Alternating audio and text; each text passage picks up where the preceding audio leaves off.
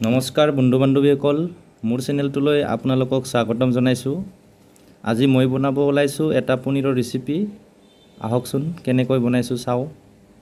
প্ৰথমে কেৰাহীত মই 1 চামুচ ঘি দি লৈছোঁ। এই ঘিখিনি গৰম হ'ব দিলোঁ। এই ঘিখিনি তেতিয়া পনীৰখিনি ভাজি ল'ব লাগিব। 2 মিনিটমান ভাজি লোৱাৰ পিছত পনীৰখিনি উলিয়াই ল'ব লাগিব। পনীৰখিনি ভাজা হৈ গৈছে, উলিয়াই লৈছোঁ।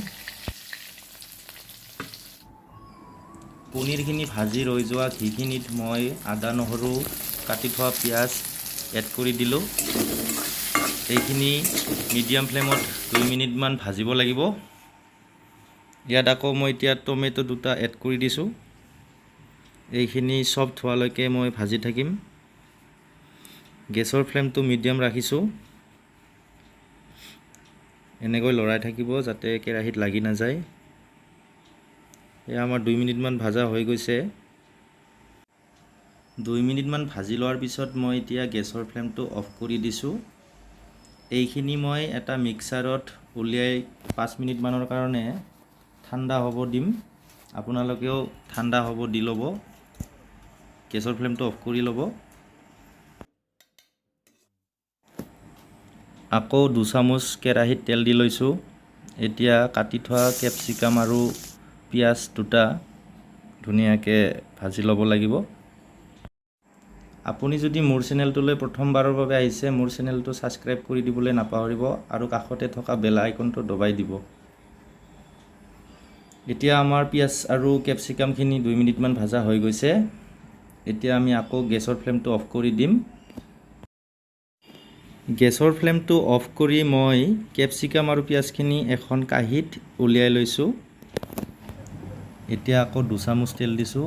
ইয়াতে পেষ্ট কৰি লোৱা বিলাহীৰ পেষ্টখিনি দি দিলোঁ। আপোনালোকে গেছৰ ফ্লেমটো মিডিয়াম ৰাখিব, নহ'লে কিন্তু আপোনাৰ লাগি যোৱাৰ চান্স থাকে। আৰু খুব সঘনাই লৰাই থাকিব লাগিব। এনেকৈ ধুনীয়াকৈ লৰাই থাকিব যাতে কেৰাহীত লাগি নাযায়। গেছৰ ফ্লেমটো ল' কৰি লোৱাটো বেছি ভাল হ'ব, নহ'লে খুব সোনকালে লাগি যোৱাৰ চান্স থাকে। 2 মিনিটমান ভাজি লোৱাৰ পিছত মই এতিয়া ইয়াত দিছোঁ হালধি পাউডাৰ 1.5 চামুচ, নিমখ দিছোঁ 1.5 চামুচ, জিৰা পাউডাৰ দিছোঁ 1 চামুচ, ধনিয়া পাউডাৰ 1 চামুচ, ৰেড চিলি পাউডাৰ 1 চামুচ আৰু এইখিনি দি ভালকৈ ল' ফ্লেমত এনেকৈ লৰাই ল'ব।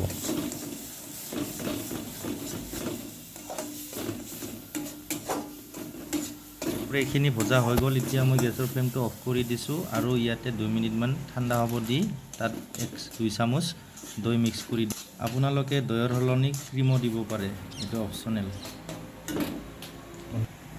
এতিয়া মই ইয়াতে অলপ গৰম পানী এড কৰিছোঁ। আপোনালোকে গৰম পানী কৰি ৰেডি কৰি ৰাখিব। গৰম পানীখিনি দি আকৌ ধুনীয়াকৈ লৰাই মিক্স কৰি লৈছোঁ। গ্ৰেভিখিনি 2 মিনিটমান ভাজি লোৱাৰ পিছত আমি আগতীয়াকৈ ভাজি থোৱা পনীৰ আৰু পিঁয়াজ কেপচিকামখিনি একেলগে দি দিম।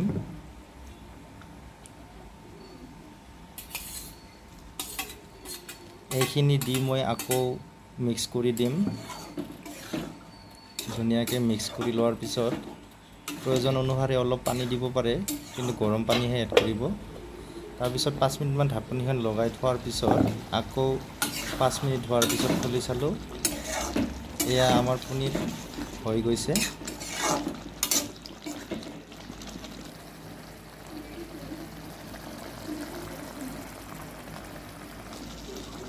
শেষত অলপ ধনিয়া পাত ছটিয়াই দিছোঁ ওপৰত।